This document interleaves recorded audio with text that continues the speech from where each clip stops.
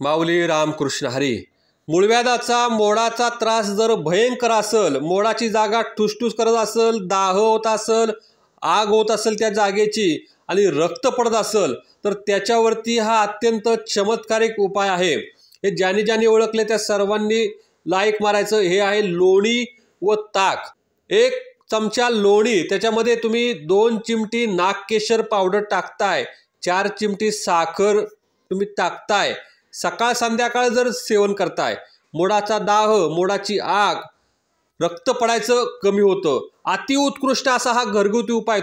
जेवण झाल्यानंतर 1 वाटी ताक जर नियमितपणे काही दिवस सेवन करताय, मोड मावळतात. त्याच्यामध्ये 1 वाटी ताक, त्याच्यामध्ये 1 चिमटी सैंधव टाकायचं, 2 चिमटी जिरपूड टाकायचं. लघवीसुद्धा साफ होते, त्यांना दाह होते, आग होते, रक्त पडते, चक्रा येतात, उष्णता वाढलेली असते. ऑक्टोबर महिन्यामध्ये किंवा मे महिन्यामध्ये हे ताकाचा वापर करायचा नाही. बाकीच्या दिवसात तुम्ही करू शकता.